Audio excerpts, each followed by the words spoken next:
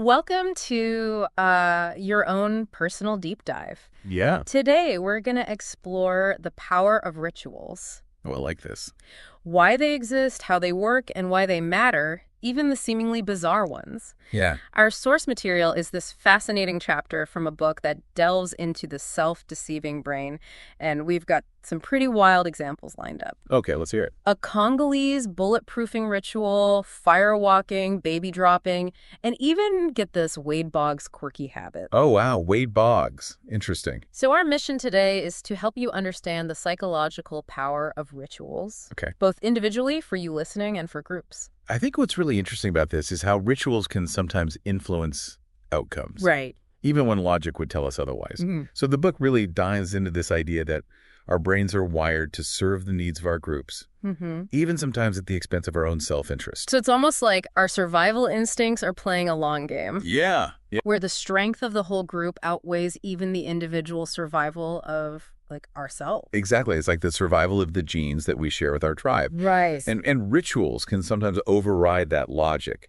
to achieve that cohesion. That brings us to the Congolese bulletproofing ritual, the story of Bulambika, a village that was terrorized by Hutu militants. Oh, wow. These were farmers who were armed only with machetes, Oh, geez. going up against heavily armed militants, no real way to fight back. Right. Desperate situation, until the village elder has a dream, A dream. where his ancestors revealed a ritual that could make people bulletproof. Oh, wow. Okay. So this ritual involves creating what they call the Grigri charm, using specific roots and plants and even animal intestines. It sounds like something out of a movie or something. It really does. It sounds like a horror film. Right, exactly. And to make it even more strange, they tested this charm on a goat. What? And the goat survived. Okay, well, obviously we know logically this isn't possible. Right. Yeah. Did the Hutu militants ever hear about this bulletproof goat? I wonder if they did. Right. You'd think that word would spread. Yeah. But regardless, the villagers, empowered by their belief in this ritual, started to resist the Hutu militants. They went from fleeing to defending their village. Interesting. So it's really their actions were dictated by belief rather than logic. Yeah. And here's the fascinating part. Over time, the Hutu militants, they started to avoid Bulambika. Oh, wow. The village's resistance, fueled by this ritual, contributed to their actual survival. Wow.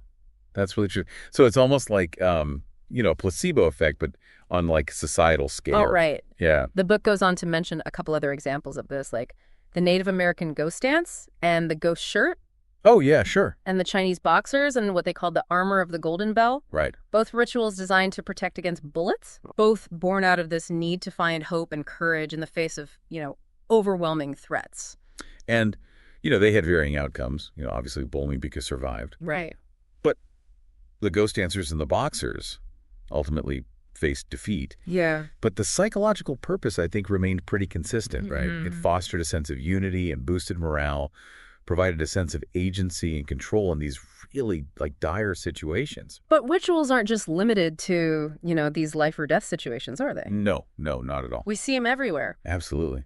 Rituals are so deeply ingrained in the fabric of human life. Yeah. And I mean, this spans both religious and secular contexts. Think about it. Weddings, funerals, graduations, even a simple handshake. So it's like we're surrounded by these rituals, big and small. Oh, yeah. Often without even, realizing it. I mean, and they're not confined to any particular culture or belief system. Right. One fact that I found particularly striking was that even those living in extreme poverty, they prioritize spending on rituals. Right. Studies show that investments in wedding and funeral rituals sometimes take precedence over even basic necessities. So that's counterintuitive. You would think basic needs would always come first. It seems that way, right? But rituals tap into something much deeper, I think. Yeah. They fulfill these fundamental needs for belonging, meaning, and comfort, Right. regardless of your economic circumstances. So how do we explain the psychology behind rituals? Yeah. Especially considering that many of them lack a practical purpose. Well, I think that's precisely the point. The power isn't necessarily in the practical outcome, but in the commitment to the process itself. Okay. It's the act of participation that matters. That makes me think of Emile Durkheim. Oh, yeah. and his concept of collective effervescence. Right. Like, didn't he suggest that rituals are more about social bonding than actually achieving like a specific goal? Absolutely. Durkheim argued that rituals create this shared emotional experience, Mm-hmm. and they strengthen social bonds. They generate a sense of unity within a group. And there's research to support that, right? Like, Yeah. things like synchronized rowing or chanting in unison, even clapping at a concert. Yes. They release endorphins, which are linked to social bonding. Exactly. These synchronized actions, which are often a key component of rituals, Mm-hmm. they establish this physical and emotional connection between participants. Makes sense. But rituals can also function on an individual level, can't they? Sure. Even without that group context. Like, I, for one, have this lucky shirt I always wear for big football games. I know logically it doesn't affect the outcome, Yeah. but, it gives me a sense of confidence. Right. So it might not influence the game's result, but it provides you with like a sense of control, reduces anxiety in a situation where you might otherwise feel powerless. Oh, this isn't just me, right? This isn't just a personal quirk. No, not at all. There's actual research that supports the idea that these rituals can calm anxiety and even improve performance, like reciting psalms in war zones or saying the rosary. Yeah. Those have both been shown to like reduce stress levels. Exactly. That repetition and structure of rituals can have a really calming effect on the mind and body. And even made-up rituals have been shown to increase trust and cooperation. Really? Yeah. There's this one in the book. They had participants perform like a specific action before a game, Interesting. and they found that it actually had that impact. Wow. So it seems like the act of performing the ritual, Yeah. regardless of what it is, actually holds the power. I think so. And that brings us to something I find really interesting. Costly rituals. Okay. These are the ones that involve pain, sacrifice, or significant effort. Yeah, those are interesting. They present this like fascinating paradox. The more demanding a ritual is, the more it strengthens group commitment. It's almost like a test of your loyalty or devotion. The book mentioned the Spanish fire walk, where participants walk across burning coals. Oh, yeah. I mean, that sounds pretty intense. It is. And then there's the Hindu Kavadi ritual in Mauritius. This one involves intense body piercing and carrying these heavy burdens over long distances. I have some pictures of that. It's quite a spectacle. Oh, yeah. So researchers studying that Spanish firewalk, they found this direct correlation. The higher the participants' heart rate during the walk, indicating greater pain, the more they donated to the associated charity afterwards. No, interesting. Yeah. It suggests this powerful link between physical sacrifice and perceived value. So the ones who endure more pain are more likely to give back to the cause. Precisely. It's like these costly rituals act as this powerful signal of your commitment, reinforce bonds, elevate the perceived value of the group or belief system, almost like saying, I'm willing to suffer for this, so it must be truly important. Which makes a lot of sense, I think, especially considering our evolutionary history. Like, we weren't the strongest or the fastest species out there, but we excelled at cooperation. Right. Which was really crucial for survival. Exactly. So, these rituals, even the ones that seem senseless, they probably evolved as a way to strengthen those bonds and ensure group survival. They help to bridge the gap between individual self-interest and the collective good. So these ancient psychological mechanisms are still at work in our modern lives. I think so. Shaping our behaviors, our beliefs, even today. Yeah, and it raises a really important question. Okay. If we can understand the power of these rituals, can we somehow harness that power for positive change? That's something to ponder. It is. But before we get too far ahead of ourselves, I'm kind of curious about those everyday rituals. Yeah. The ones we often take for granted. Right. Things like greetings or celebrations. Uh-huh. Can we delve into those a bit deeper? Absolutely. Let's shift gears and explore how rituals are influencing these daily interactions. Okay. From how we greet each other to how we celebrate successes and cope with challenges. Sounds fascinating. I'm ready. All right, so let's start with greetings. Something that we do multiple times a day without really thinking about it. Yeah. It's so ingrained in our daily routine. Right. You don't even stop to think about its significance, really. But even like a simple handshake, that has a ritualistic element to it, right? Yeah. It's a formalized way of acknowledging another person, signaling like peaceful intentions, Mm. setting the tone for an interaction. And different cultures have like unique greeting rituals, right? Like bowing in Japan or the cheek kissing in Europe. Right. Or the way in Thailand. Exactly. And these rituals often convey like subtle messages, right? About hierarchy, about respect, about social distance. Oh, interesting. So it just highlights how deeply ingrained they are in our social fabric, shaping those interactions in ways we might not consciously realize. It's like the secret language we all speak without even knowing it. Precisely. Yeah. Now, let's shift our focus to celebrations. Rituals play a key role in how we mark achievements, happy occasions, birthdays, weddings, graduations, you name it, sporting victories. Right. These are moments where we gather to express joy, pride, belonging. And the rituals provide a structure, like a shared language for those celebrations. They offer a framework for expressing those emotions and strengthening social connections. Take weddings, for instance. Yeah. The exchange of vows, cutting the cake, the first dance. These actions, imbued with symbolic meaning, they create these lasting memories. It's interesting how those rituals not only celebrate the union of the two individuals, but also like solidify their connection to that larger community, like the family and friends. Yes, the communal aspect of rituals is really significant. Yeah. But, rituals aren't limited to just joyous events. They also help us navigate challenging times. Right. Especially when dealing with loss and grief. So funerals. Funerals are a prime example, right? They offer a structured way to mourn, to honor the deceased, to support the bereaved. Wakes, processions, memorial services, all of these create a space for shared grief and offer comfort in the face of loss. And these rituals often help us grapple with that concept of death. Right.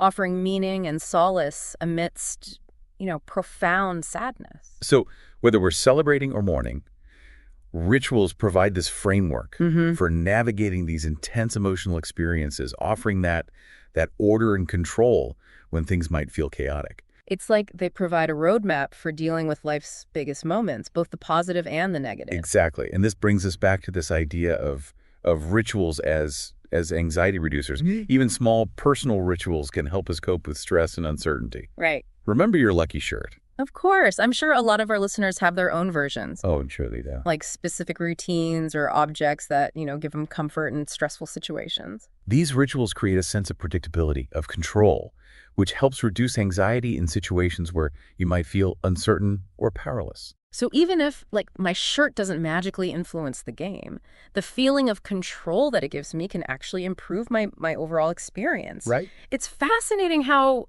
our minds work that way. Indeed. Yeah. It highlights this distinction between the practical and the psychological impact of rituals.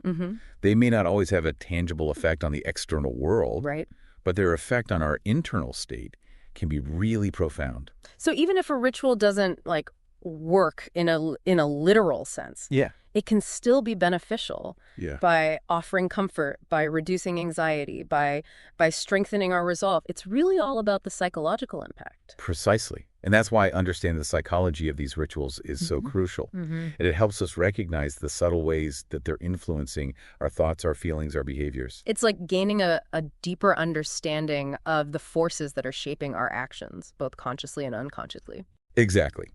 Once we understand the power of rituals, we can make more conscious choices about which ones we embrace, which ones we challenge, and how to leverage their power for positive change. Yep. But before we delve into that, I think there's another layer to this discussion. Okay. The role of belief. Okay. That's an interesting point. We've talked about how these rituals can shape our actions, our emotions, right, but how do they affect our beliefs? This is where things get really fascinating. Rituals, through repetition and their connection to powerful emotions and social dynamics, they can actually reinforce and even shape our beliefs. So it's not just about acting out our existing beliefs through rituals. The rituals themselves can actually influence what we believe? I think so. It's a really powerful concept. It is. It is. And it can be both beneficial and detrimental. Okay. On the one hand, rituals can strengthen positive beliefs, faith, hope, altruism. Right. But they can also reinforce harmful or irrational beliefs like prejudice, superstition, or even extremism. So they can be a double-edged sword, amplifying both positive and negative beliefs. That's a great way to put it. So it really makes you realize the importance of being mindful of the rituals we choose to participate in. Exactly. It's crucial to be aware of the power of rituals, to critically examine the beliefs that they're promoting, and to ensure that the ones that we embrace align with our values and our understanding of the world. So how do we navigate this complex landscape? How do we appreciate the power of rituals, but at the same time be cautious of their potential pitfalls? That's a question that deserves its own deep dive. But a good starting point, I think, is cultivating awareness, paying attention to the rituals in our own lives, and critically examining the beliefs and values that they reinforce. So it's about being mindful of the messages that they're sending? Yes. And being selective about which ones we actually choose to incorporate into our own lives. Precisely. Remember, rituals are powerful tools. Like any tool, they can be used for good or for ill. It's our responsibility to wield them wisely. You know, it's funny, as we've been talking about this, I've started noticing rituals everywhere. Yeah. It's like I'm suddenly aware of all these like patterns and behaviors I never really paid attention to before. It's a common experience, I think, when you start to think about rituals more consciously. They really are everywhere. Yeah. Which leads to a question. Are there rituals we engage in that are actually harmful or counterproductive? That's a really important question to ask. As we've been discussing, rituals can reinforce any belief, positive or negative. So a seemingly harmless ritual could actually be perpetuating like harmful stereotypes or prejudices? Exactly. Think about like hazing rituals in fraternities or sports teams. Right. You know, they're often intended to build camaraderie, but they can also reinforce this culture of dominance and exclusivity. And in some cases, those rituals can escalate into dangerous, even deadly behavior? Right. It really underscores the need to be critical of the rituals we participate in, to examine their messages and the potential consequence. And it's not just, group rituals, right? No. Personal rituals can also become problematic if they're rooted in irrational fears or anxieties. Absolutely. If a ritual is preventing you from living a full and meaningful life, if it's dictating your actions based on fear or superstition, it might be time to reevaluate its role. So how do we know when our ritual has crossed that line, when it's become more of a hindrance than a help? That's a really personal question, and it's one that each individual needs to kind of answer for themselves. But some red flags I think to watch out for are, if the ritual is causing you distress, if it's interfering with your relationships, if it's consuming an excessive amount of time and energy, and also, if it's based on irrational fears, if it's preventing you from doing things you'd like to do, that's a sign that it might be time to reconsider. So if a ritual is causing more harm than good, seeking professional help could be a good step. Absolutely. There are therapists who specialize in helping people break free from harmful or compulsive rituals. This has been such an eye-opening conversation. Yeah, it's been great. It's really made me realize that rituals are far more complex and influential than I ever imagined. I agree. They really are this powerful force in human behavior, shaping our beliefs, our emotions, and our social interactions in really profound ways. And understanding the psychology behind them, I think, can help us make more informed choices about how we engage with them, both individually and collectively. Absolutely. We can choose to embrace rituals that promote positive values. Yeah. Like compassion, generosity, social connection. I like that. And we can challenge those that perpetuate harmful beliefs or behaviors. It's about harnessing the power of those rituals to create a more just, equitable, and fulfilling world. So as we wrap up this deep dive, I want to leave you with this thought. Observe the rituals in your own life. Do they serve a practical purpose or a deeper psychological need? And consider how understanding the power of those rituals might change how you view the world and the actions of others. Once you start seeing the world through this lens, it's hard to go back. That's an intriguing way to put it. Well, thank you for joining us on this deep dive into the world of rituals. Until next time, keep exploring, keep